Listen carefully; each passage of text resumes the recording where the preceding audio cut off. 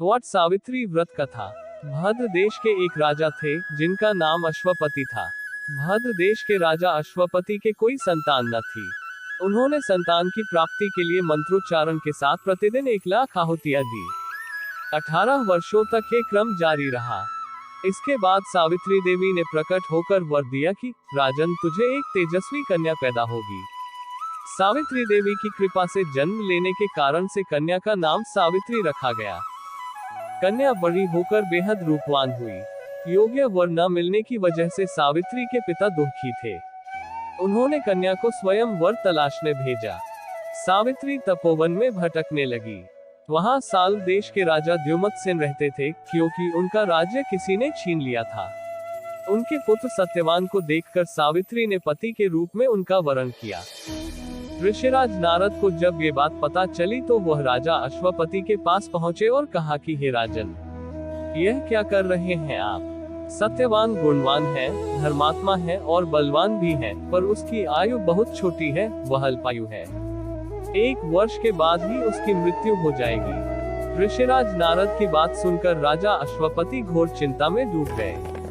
सावित्री ने उनसे कारण पूछा तो राजा ने कहा, पुत्री, तुमने जिस राजकुमार को अपने वर के रूप में चुना है वह अल्पायु है। तुम्हें किसी और को अपना जीवन साथी बनाना चाहिए। इस पर सावित्री ने कहा कि पिताजी, आर्य कन्याएं अपने पति का एक बार ही वरण करती हैं।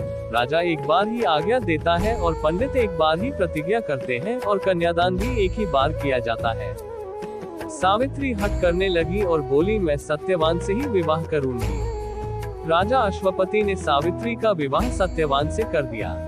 सावित्री अपने ससुराल पहुंचते ही सास ससुर की सेवा करने लगी। समय बीतता चला गया। नारद मुनि ने सावित्री को पहले ही सत्यवान की मृत्यु के दिन के बारे में बता दिया था। वह दिन जैसे जैसे करीब आने लगा, सावित्री अधीर होने लगी। उन्होंने 3 दिन पहले से ही उपवास शुरू कर दिया। नारद मुनि द्वारा कथित निश्चित तिथि पर पितरों का पूजन किया। हर दिन की तरह सत्यवान उस दिन भी लकड़ी काटने जंगल चले गए, साथ में सावित्री भी गई। जंगल में पहुंचकर सत्यवान लकड़ी काटने के लिए एक पेड़ पर चढ़ गए। तभी उसके सिर में तेज दर्द होने लगा। दर्द से व्याकुल सत्यवान पेड़ से नीचे उतर गए। सावित्री अपना भविष्य समझ गई। सत्यवान के सिर को गोद में रखकर सावित्री सत्यवान का सिर सहलाने लगी। तभी वहां यमराज आते दिखे। यमराज अपने साथ सत्यवान को ले जाने लगे। सावित्री भी उनके पीछे पीछे चल पड़ी। यमराज ने सावित्री को समझाने की कोशिश की कि यही विधि का विधान है, लेकिन सावित्री नहीं मानी। सावित्री की निष्ठा और पतिव्रता को देखकर यमराज ने सावित्री से कहा कि हे देवी, तुम धन्य हो, तुम मुझसे कोई भी वरदान मांगो। सावित्री ने कहा कि मेरे सास ससुर वनवासी और अंधे हैं, उन्हें आप दिव्य ज्योति प्रदान करें। यमराज ने कहा, ऐसा ही होगा, जाओ अब लौट जाओ। लेकिन सावित्री अपने पति सत्यवान के पीछे पीछे चलती रही। यमराज ने कहा, देवी तुम वापस जाओ। सावित्री ने कहा, भगवान, मुझे अपने पतिदेव के पीछे पीछे चलने में कोई परेशानी नहीं है। पति के पीछे चलना मेरा कर्तव्य है।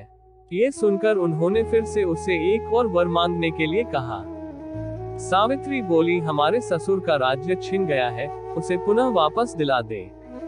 यमराज ने सावित्री को यह वरदान भी दे दिया और कहा, अब तुम लौट जाओ। लेकिन सावित्री पीछे पीछे चलती रही। यमराज ने सावित्री को तीसरा वरदान मांगने को कहा। इस पर सावित्री ने 100 संतानों और सौभाग्य का वरदान मांगा। यमराज ने इसका वरदान भी सावित्री को दे दिया। सावित्री ने यमराज से कहा कि प्रभु, मैं एक पतिव्रता पत्नी हूँ और आपने मुझे पुत्रवती होने का आशीर्वाद दिया है। ये सुनकर यमराज को सत्यवान के प्राण छोड़ने पड़े। यमराज अंतर्ध्यान हो गए और सावित्री उसी वट वृक्ष के पास आ गई जहाँ उसके पति का मृत शरीर पड़ा था। सत्यवान जीवंत हो गया और दोनों खुशी खुशी अपने राज्य की ओर चल पड़े।